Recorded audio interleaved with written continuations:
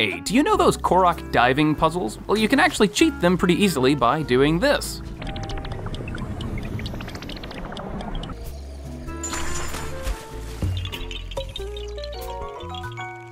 Pretty nifty. And hey, if you enjoyed that fact, then you're probably gonna enjoy the rest of this video as well. I'm your host, the Bread Pirate, and here are 26 facts about Breath of the Wild you probably did not know. Number 2. Hey, remember Kennelly? You know, the owl guy. It's okay, I didn't remember his name either before making this video. Anyways, it turns out that his name means cinnamon in the Finnish language. Neat. Number 3. Did you know that you can recharge your stamina by reading signs? Or by talking to NPCs. Maybe there's a speedrun that can use this weird trick. Number 4. Wouldn't it be nice to find a way of stealing honey from bees that doesn't involve beating them with a stick? Well, worry no longer. Recently, I got an email from someone named Winterfrost014, who found a very interesting mechanic that can help us. You see, during the development of Breath of the Wild, Nintendo experimented with the idea of smoking bees out of their nests, for instance by using a torch, like this. However, even though this method for removing bees is relatively well known, it doesn't always work. Because on most trees, the bees are too close to the ground and get aggroed on Link when he gets so close. Yet, what Winter discovered is that Nintendo left in a second approach. If you make a campfire within render distance of coarser bees, and then take a nap at that fire, when you wake up, the bees will be gone. Unfortunately though, it doesn't seem like Nintendo fully fleshed out this mechanic, because you can place the campfire pretty much anywhere within render distance of the bees, and you will still, quote-unquote, smoke them out. Regardless, it's still really cool to see that there is a less violent option for getting honey now. But why are you so violent? Number 5. For years, Breath of the Wild players have been experimenting with how to make fireworks. The best known method is to use dragon parts, send them up in Rivali's Gale, and then explode them so that they get sent in every direction, such as what Hoipiklin does in this popular Reddit video. But if you're a cheapskate like me and you want to make a really lame firework, you can do so with an Octorok balloon. Simply attach the balloon to an object, pick up said object, and then stasis the balloon while you wail at it with arrows. After that, all you gotta do is kick back and relax as your firework enters the atmosphere. Numero 6. Speaking of Octoroks, another common fact which many people don't know is that you can get flying platform Octoroks to move upward by whistling near them. It works the exact same as when an enemy blows on their horn to get the Octoroks to move upward. Number 7. Did you know? Normally, the only boomerangs you can catch are the ones that are thrown by, well, yourself. But if you do a backflip at the same time as a Lizalfos throws a boomerang at you, then you can catch an enemy boomerang. Hoo-hoo-hoo, hey, nice throw, Link. Number 8. Hey, remember during fact number 4 when we were talking about bees and I used an upside down campfire? Well, you can actually do that for yourself. Put a lit torch on the ground, then create a campfire on top of it, and use a metal object to flip it over. In this case, I used a Lionel bow. Ta-da! Now you have a campfire that rejects the laws of gravity.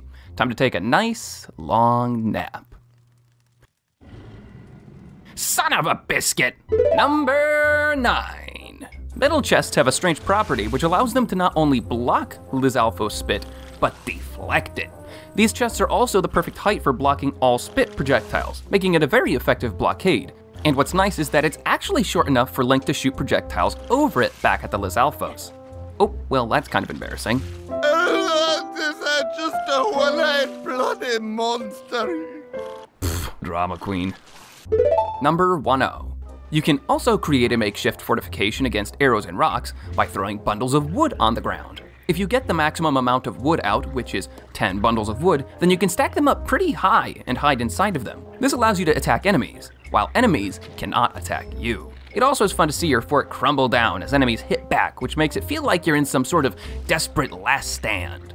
But of course, if you're ever in a tight spot with your fort collapsing around you, you can always just turn it into a collection of fires to give yourself an upward draft so that you can get the jump on enemies. Very handy. Number 11. My good friend YoshiRuns made another glitchy discovery a while ago that has to do with the Great Fairy Fountains. If you place Cryonis blocks next to the Great Fairy in Kakariko, then during the cutscene when you wake her up, the game will unrender the ice blocks, but will still destroy them when the flower petals come down.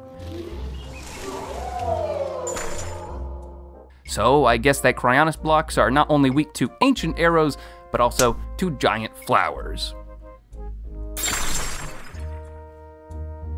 Number 12. Turns out the dogs in Hyrule are not picky eaters. Aside from eating meat, dogs in Hyrule will also eat many fruits, vegetables, and nuts, which apparently has some real-life correlation since dogs can eat these things, in small doses usually. And of course, if you feed any dog 3 times, then it will lead you to buried treasure. And if there's anything I love, it's buried treasure. Number... Hey, I'm not done with dogs yet. Okay. It turns out that on top of feeding dogs food, you can also increase a dog's happiness by standing next to them for 10 seconds.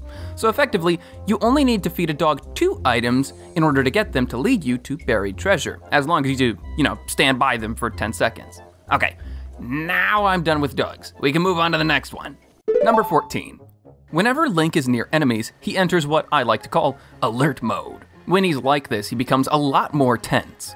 The neat thing about this is that when you try crouching or uncrouching while Link is in alert mode, his animations are faster than when he is relaxed. Number 15.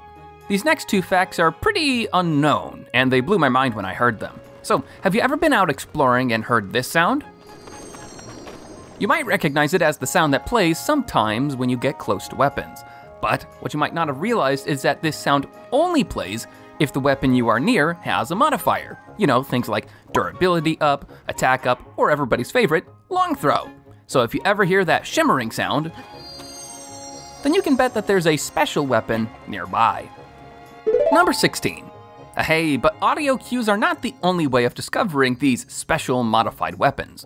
Nintendo also created a visual effect for knowing which weapons are special. Look at these 2 claymores behind Link. The one on the left is normal, and the one on the right has the attack up modifier. And, as you can see, the modified one has way more sparkles than the normal one. Pretty cool, huh? I learned this fact from a video called A Comprehensive Guide to Difficulty Scaling in The Legend of Zelda Breath of the Wild. Whew, okay, wow, that's a mouthful. It's basically an outrageous 4-hour-long video that explains how the leveling system in Breath of the Wild works. Very similar to what Croton does, but like, way deeper. So, if you have ever wanted to know an excessive amount of things about Breath of the Wild's leveling system, then that is your place to go. You know these flags, right? Well, they're affected by all types of wind physics, not just breezes. So, if you use Revali's Gale near them, it will cause the flag to wave directly upward. Thanks to ODog8202 for letting me use this fact in a video. Number 18. You know, since the long throw modifier is clearly the most popular modifier in the community, you might appreciate learning that there is a weapon in the game that has a unique throwing arc. And that weapon is the Wind Cleaver. Unlike most weapons in the game, which are immediately affected by gravity, the Wind Cleaver will actually travel in a straight line for a short time before falling down to the ground. So hypothetically, if you got the long throw modifier on this weapon, it would go even further. Number 19. A few episodes ago, I talked about how there is a guardian in the Hebra region which you can steal ancient parts from before it wakes up. Well, it turns out after that episode that my good friend El Duende05 figured out that the reason that is possible is because the developers accidentally placed a guardian looting spot on top of this decayed guardian's location. Anyways, what that means is that if you kill the guardian, the search prompt will actually still show there, even though there's no guardian there anymore. So it isn't a quick time event, it's just a mistake, which is pretty funny. Number 20. Did you know that Impa's house in Kakariko Village doubles as a town meeting room? This is evident by the amount of pillows on the ground for residents to sit on whenever they all need to get together and listen to Impa speak. Speaking of Kakariko Village, did you realize that the archery shop known as the Curious Quiver was probably meant to be a general store?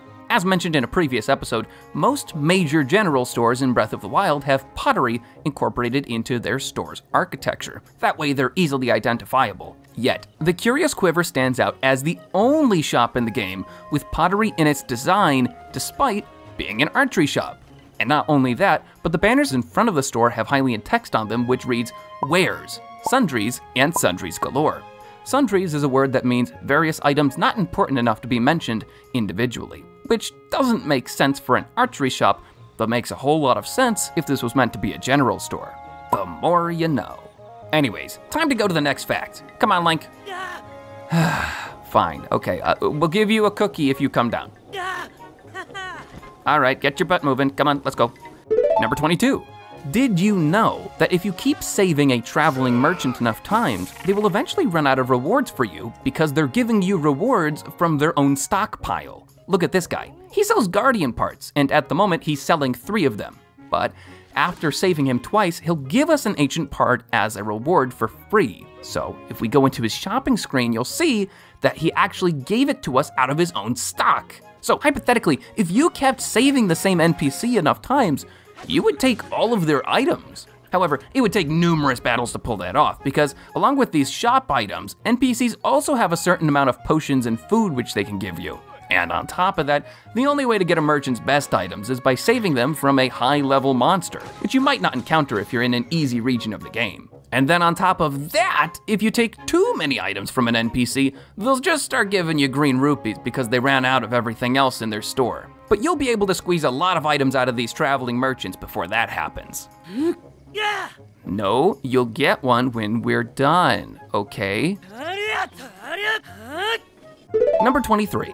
Have you ever been ticked off at how doors seem to magically close behind you? I mean, like, what if I wanted some fresh air? Well, as shared with me by Ramen 2.0 on Discord, if you put down a few campfires inside of a doorway, then as long as you stand nearby the fires, the doors will stay open indefinitely.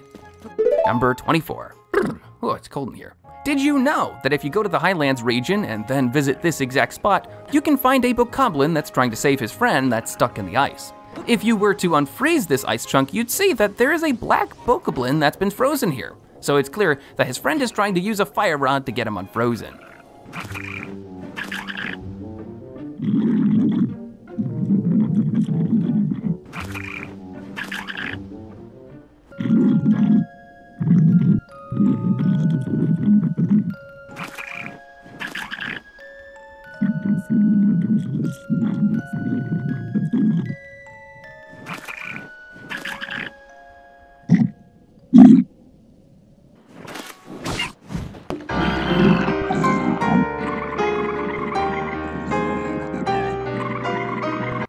Link, why did you do that? That's just an emoticon. You can't kill something and then get away with using an emoticon to justify yourself. Yeah. Hey, stop that. Get back here. Freaking toddler. Fact number 25. Well, now that Link is gone, I guess I will be doing this one myself. So, yeah, here's a fun fact about keese wings that was pointed out to me by Sapoti Coyote on Reddit. The insides of keese wings have designs that reflect the type of keese they are. Ice wings have a pointy iceberg, fire wings have flames, and electric keese have lightning. Number 26.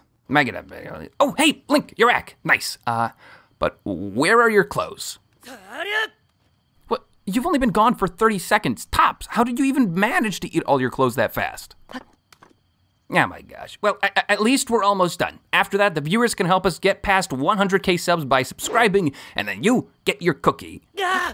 So, did you know? The Old Man on the Great Plateau has a different voice actor for each language, but his Italian one is especially unique. That's the word I'm gonna use. We're gonna say unique. And there's really only one voice line you need to hear in order to understand what the heck I'm talking about. So allow me to share it to you in all its glory.